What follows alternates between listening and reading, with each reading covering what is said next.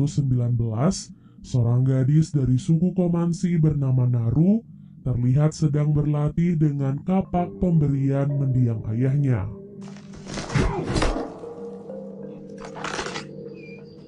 Saat sedang berlatih, Naru dan anjingnya yang bernama Sari melihat seekor rusa, jadi mereka pun bekerja sama untuk menangkapnya.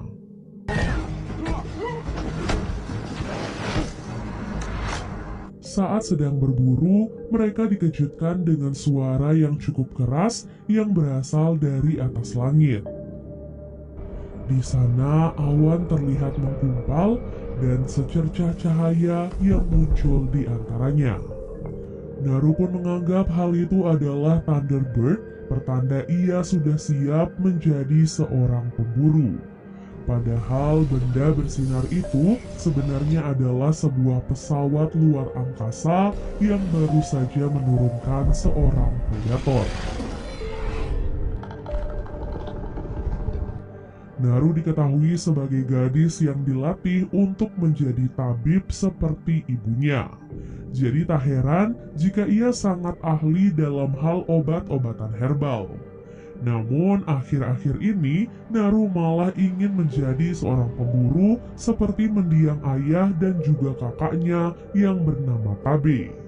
Hal itu sebenarnya membuat Tabe cukup khawatir karena dunia perburuan sangatlah berbahaya. Saat menjelang malam, Naru diminta untuk mencari tanaman obat oleh ibunya.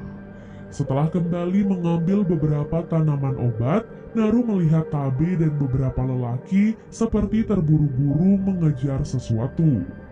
Rupanya salah satu pemburu bernama Puhi diketahui sedang terluka karena diserang oleh seekor singa, jadi mereka saat ini sedang bergegas untuk pergi mencarinya.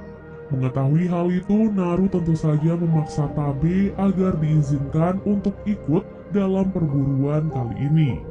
Meskipun beberapa pemburu sebenarnya tidak setuju, namun Tabe akhirnya mengizinkan Naru dengan alasan agar nantinya Naru bisa langsung mengobati Puhi.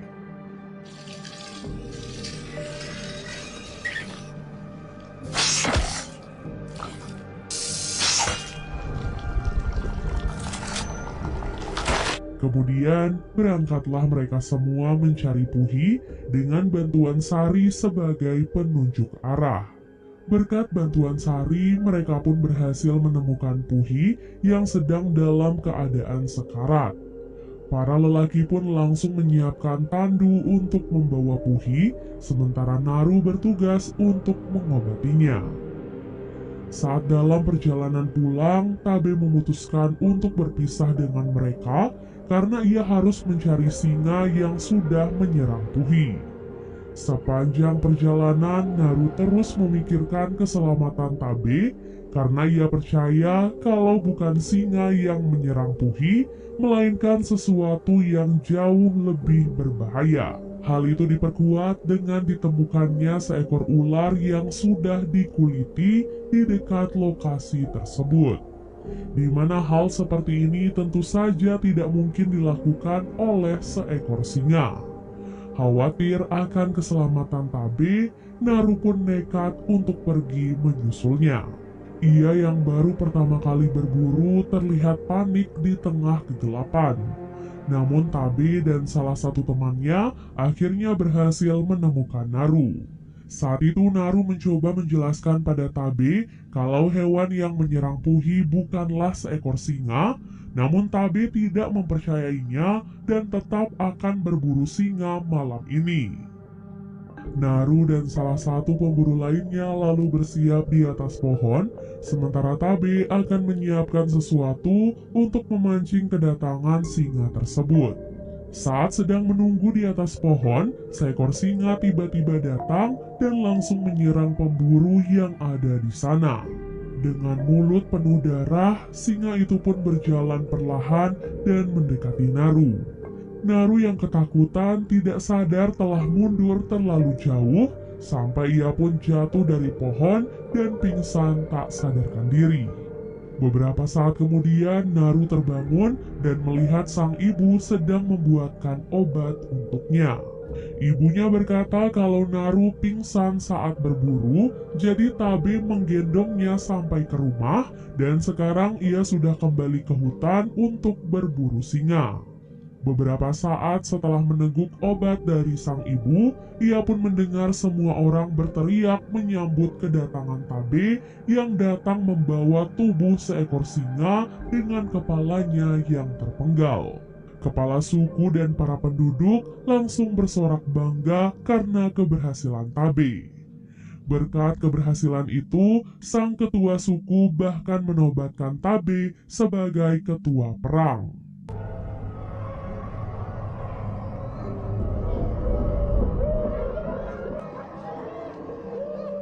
Naru yang masih belum yakin memutuskan untuk pergi berburu dan mencari predator yang sesungguhnya. Ditemani Sari, Naru pun menelusuri hutan sambil menyelidiki beberapa bukti tentang si predator. Mulai dari jejak kakinya yang panjang dan besar, sampai beberapa bekas cakaran yang ada di beberapa pohon. Scene lalu beralih memperlihatkan si predator yang sebenarnya. Predator itu bisa membuat dirinya tak terlihat sehingga ia bisa dengan mudah membunuh mangsanya.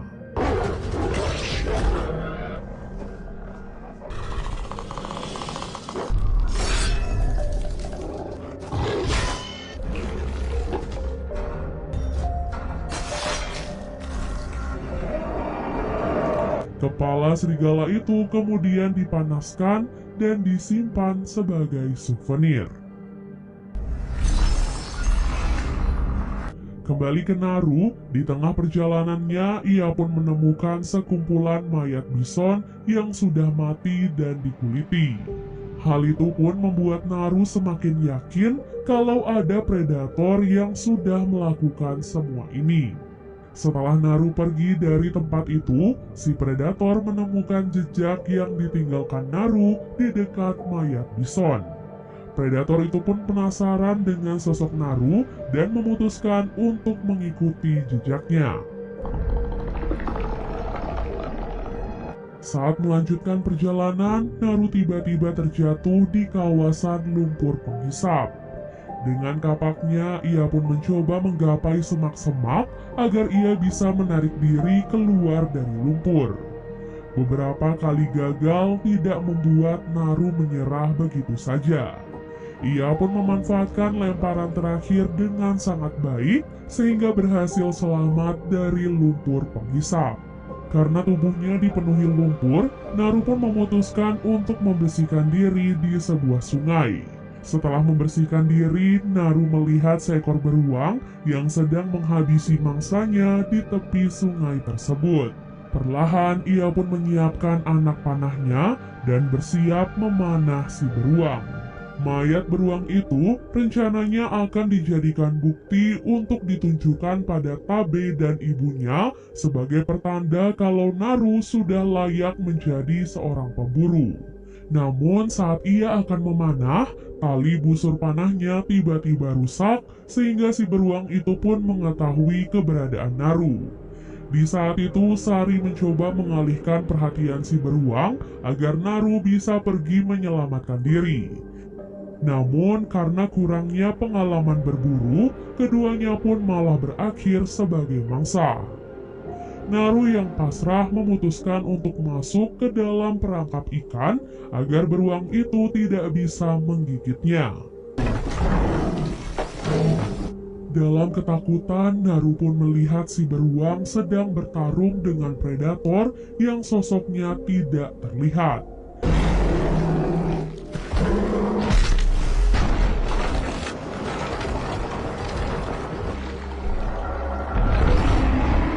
Ia baru bisa melihat tubuh si predator saat si beruang telah dibunuh dan darahnya mengalir menutupi tubuh si predator. Naru yang menyaksikan hal itu lantas kabur menyusuri sungai dengan mengikuti arusnya.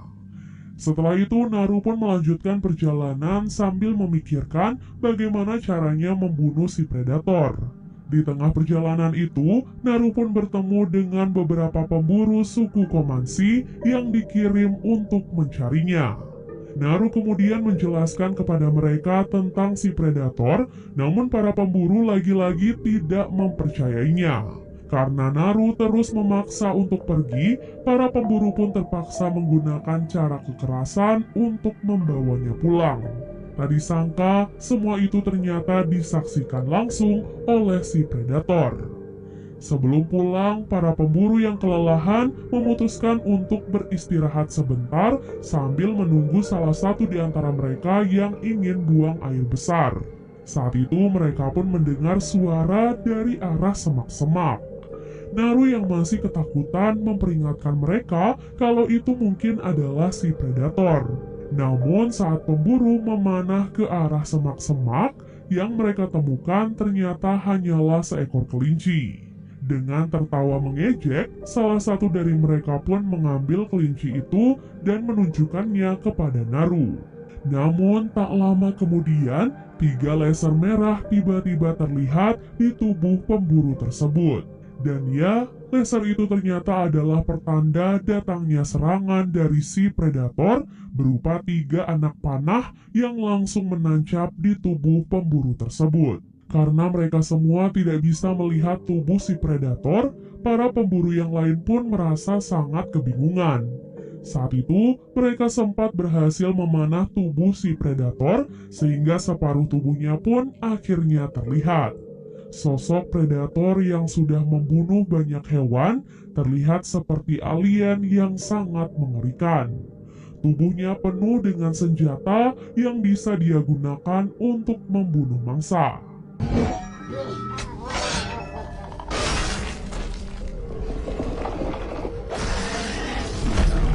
Saat para pemburu sedang bertarung melawan predator, Naru pun memutuskan untuk kabur melarikan diri.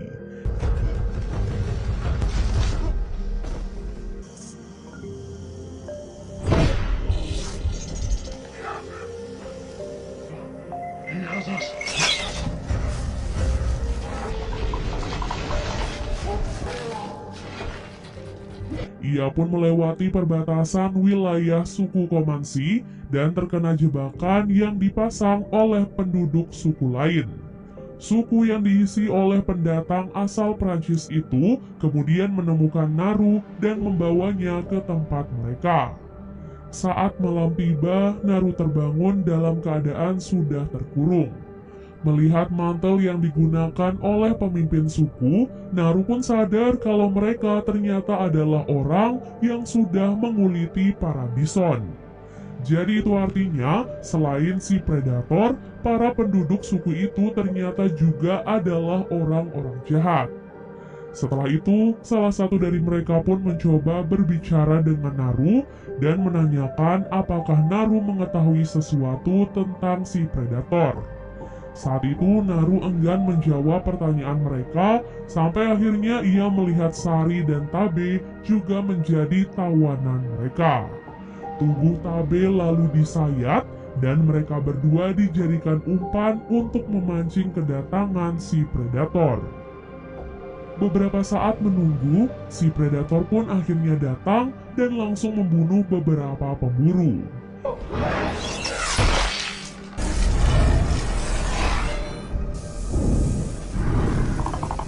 Tabe yang ketakutan kemudian berpikir kalau mereka berdua adalah target si predator. Namun Naru mengatakan kalau si predator tidak mengincar umpan. Di mana itu artinya si predator hanya akan membunuh orang-orang yang ia anggap sebagai ancaman. Jadi itulah mengapa saat di sungai sebelumnya si predator tidak membunuh Naru melainkan membunuh si beruang. Sementara itu, si predator pun terlihat berhasil ditangkap berkat jebakan yang dibuat oleh para pemburu. Namun, berkat semua senjatanya yang canggih, predator itu pun berhasil bebas dan membunuh semua pemburu yang sudah menangkapnya.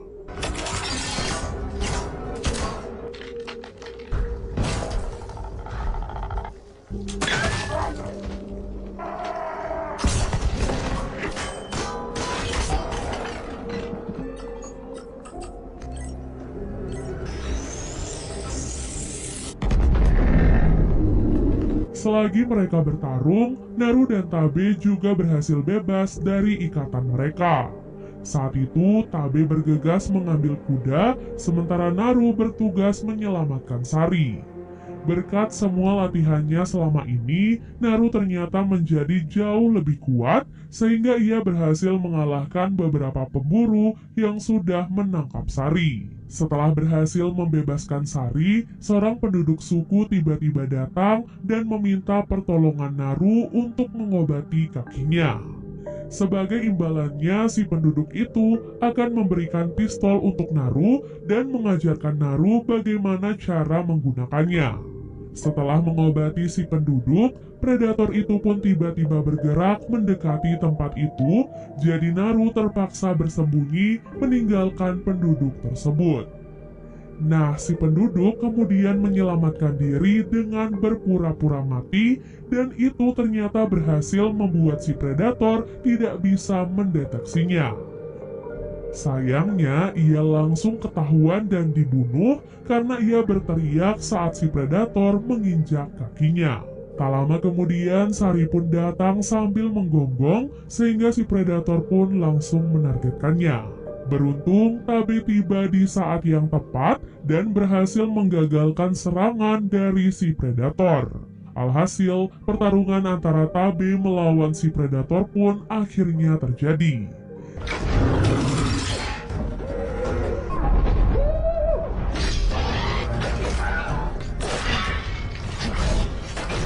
Setelah berhasil melukai si predator berkali-kali, si predator tiba-tiba menghilang, membuat Tabe dan Naru merasa kebingungan. Karena sudah tak bisa melarikan diri, jadi Tabe pun meminta Naru untuk pergi meninggalkannya. Dan benar saja, cakar si predator tiba-tiba menancap di tubuh Tabe dan muncullah sosok si predator di belakangnya. Tabe yang masih hidup berusaha menahan si predator dan memberikan waktu untuk adiknya agar bisa menyelamatkan diri.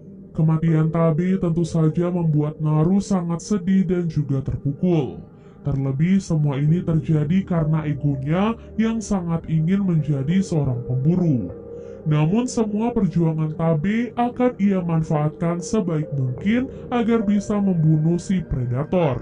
Pada malam harinya, Naru sengaja memancing kedatangan predator agar ia bisa mengambil bagian dari tubuh predator tersebut. Salah satu bagian dari kepalanya kemudian Naru gunakan untuk memancing si predator mendekati lumpur penghisap agar nantinya ia terjebak di sana.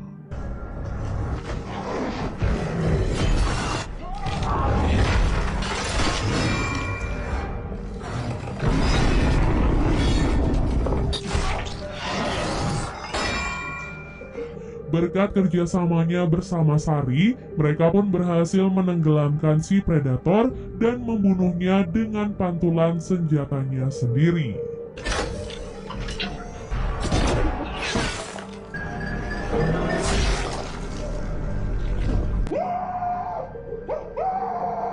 Berkat keberhasilannya itu, Naru pun mendapatkan apresiasi dari penduduk suku Komansi dan dijadikan sebagai kapten perang yang baru menggantikan mendiang kakaknya. Dan film pun akhirnya selesai. Dari film ini kita bisa belajar, meskipun di atas keraguan semua orang, jika kita yakin dan terus berusaha, maka apapun yang kita impikan pasti akan terwujud.